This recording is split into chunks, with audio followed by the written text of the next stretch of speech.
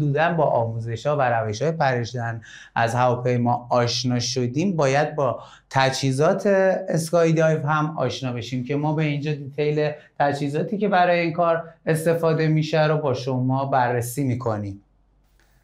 اولین چیزی که ما توی ارتفاع به دردمون میخوره داشتن یک ارتفاع سنج و آلتیمتره که از ارتفاعی که توش هستیم مطلع بشیم. این اولین و مهمترین ابزار هر فرد برای اسکای دایو هست. بعد از آلتیمت شما عینک یا گاگل رو دارید. این عینک باعث میشه که شما تو سرعت سقوط آزاد وقتی باد از پایین با فشار زیاد به صورت شما میخوره، چشای شما بتونن توانایی دیدن رو داشته باشین. پس عینکتون رو محکم ببندین و از سفت بودن و درست بودنش حتما مطلع شین، چون اگر عینکتون بد باشه تو آسمون شما توانایی دیدن دورتون رو ندارین. کلاه ایمنی در تمامی ورزش‌ها حرف اول رو میزنه. کلاه ایمنی برای ورزش سقوط آزاد به دو صورته، هلمت فول فیس و هلمت هاف فیس هستش. هاف فیس برای استودنت و دانش آموزان، فول فیس برای افراد مستقل و سولو شده. کامرا یا دوربین مسئله جنجالی سقوط آزاد در تمامی دنیا. نصب هر گونه دوربین باعث پرت شدن حواس شما میشه و باعث این میشه که نقطه ثقل بدن شما تغییر کنه و به عنوان یک عضو ایستایی تمامی بدن شما رو به هم بریزه و باعث این بشه که شما بخواید از خودتون یه حرکتی رو ایجاد بکنید که اون حرکت برای این ورزش مناسب نباشه. استفاده نکنید، به قوانین رعایت کنید، به قوانین احترام بذارید. بیسیم یا رادیو. توی پرواز شما برای روزهایی که دانش آموز هستید و دارید پرواز رو یاد میگیرید همیشه بیسیم باهاتونه، یا روی هلمتتون نصبه یا مربی به شما بیسیمی رو داده که میتونه از طریق اون با شما در ارتباط باشه. ریگ یا همون هارنس، این کوله پشتی که شما میبینین خدمتتون عرض بکنم از چندین قسمت تشکیل شده و تمام چترها و تعلقات ما توی این کانتینر قرار گرفته که ما به صورت جزئی بعداً به شما نشون میدیم. شامل 4 قسمت هارنسه که کلیات میشه کانتینره و خدمتتون عرض بکنم 2 تا کانوپی داره، کانوپی اصلی و کانوپی کمکی یا رزرو. هارنس مجموعه ای از تسمه‌های محکمی هستند که تمامی متعلقاتی که در ورزش اسکای دایو به کارمون میاد، اما از دسته‌هایی که برای انجام کات کردن و جلوتر تمامش رو بهتون توضیح میدیم که چه در هر کدوم از این دسته‌ها چی هستن، چه کاری میکنن و به چه صورتی هستن. کانتینر یا همون کانوپی اصلی ما خدمتتون عرض بکنم از قسمت‌ها و لوپ‌های مختلفی تشکیل شده که ما به دیتیل به شما توضیح میدیم و در نهایت به یه پاراشوت خیلی کوچیک وصل شده که وقتی ما اون چتر پاراشوت کوچیک رو پرتاب میکنیم اون باعث میشه که کانوپی اصلی ما رو بیرون بکشه و چتر ما باز بشه.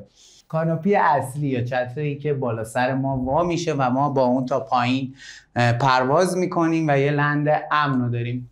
این کانوپی دقیقا به این شکل هستش، از چند تا قسمت تشکیل شده. سطح بالایی که میبینین بالای کانوپی میشه، سطح پایینی که میبینین لایه زیری این چتر نجات شما میشه. این قسمت بینشون ریپ ها هستن که سطح بالایی و پایین رو به هم وصل میکنن. به این قسمت جلوی سل ها لبه حمله میگن و به قسمت پشت سل ها لبه فرار میگن.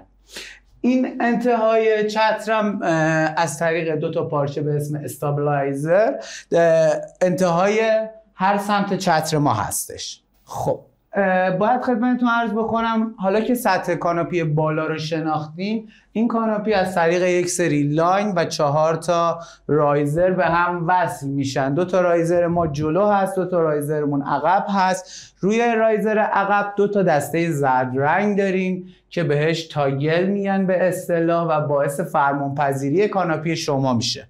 در هنگام لندینگ هیچ موقع نباید دستتون از تاگل ها جدا بکنین. و خدمتتون عرض بکنم این تاگل ها حالت ترمز چتر شما رو دارن و شما در حین پرواز باید تاگل ها تو دستتون باشه، به محیط پروازتون کاملا مسلط باشین و بتونین فرمانپذیری چتر خودتون رو خودتون انجام بدین. کانوپی کمکی، خب یه استرسی که برای خیلی از ورزشکارای رشته هوایی وجود داره اینه که اگر ما چترمون باز نشد چی، یا اگه چترمون بد باز شد چی. خب من این نویدو به شما باید بدم، اگه نمیدونین ما توی اسکایدایو 2 تا چتر داریم. اگر چتر اولمون تحت هر شرایطی به مشکل بخوره چتر کمکیمون رو استفاده میکنیم. پس خیالتون خیلی راحت باشه، دسته یا هندل پایلوت شوت یا همون دکمه باز شدن چتر اولتون. خب این قسمت رو که شما نگاه میکنین ریگ ما هستش، در انتهاش که میبینین یک دسته خیلی کوچولوه که حالا بعضی جاها به صورت بالشیه، بعضی جاها به صورت دایره‌ای یا لوله‌ایه. وقتی ما توی آسمون این پاراشوت رو پرتاب بکنیم یه چتر کوچولو با یه بند برایدل وصل شده به کانوپی اصلی به پرواز در میاد و با درگی که ایجاد میکنه کانوپی اصلیتون رو میکشه بیرون و چترتون باز میشه. پس من برای باز کردن چترمون باید از این دکمه پاراشوت استفاده بکنیم. استاد ثابت اشاره بکنم چون فعلا داریم به صورت تو تشریحی داریم توضیح میدیم، میخوام بگم که به صورت اینه که سمت راست پشت شماست، یعنی عملا میشه پشت عین یه دونه کیف. مرسی. AAD. خب AAD چیه و چه وسیله هست و چه کار ما میاد توی سقوط آزاد؟ خدمتتون عرض بکنم این کامپیوتر کوچیک باعث میشه که شما تحت هر شرایطی که تو آسمون براتون اتفاق بیفته و نتونین کنترل داشته باشین و چتر خودتون رو بکشین، از اون سرعت و اون ارتفاع سیو شده توی AAD اگر بگذارین این دستگاه باعث میشه که چتر کمکی شما به صورت ناخودآگاه به بیرون بیاد و شما حتی اگه بیهوش باشین این کامپیوتر کوچیک کمک میکنه که چتر نجات شما واز بشه. پس اگر ما تحت هر شرایطی هم نتونیم چترمون رو واز بکنیم این از دستگاه از جون ما محافظت میکنه. استاد ثابت باید توجه بکنیم که AAD یه دونه دستگاه کامپیوتریه. آقا من به کامپیوتر اعتماد نمی‌کنم. نباید بهش اعتماد کنیم، ما خودمون انجامش میدیم به صورت فیزیکی و دستی، ولی ما این سیستم پشتیبان رو همیشه با همون داریم. مرسی. کاتوی هندل یا دسته کاتوی دسته‌ای هستش که باعث رها شدن چتر اول و کانوپی اول و باز شدن چتر دومتون میشه. دسته کمکی رزرو هندل دسته ای که باعث باز شدن چتر دوم شما میشه. سیستم تیریرینگ یا 3 حلقه‌ای باعث میشه که شما تمامی کانوپی شما، تمامی اتصال دهنده رایزرهای کانوپی به هارنس می باشد. RSL اتصال بین پین کانوپی اصلی و کانوپی کمکی.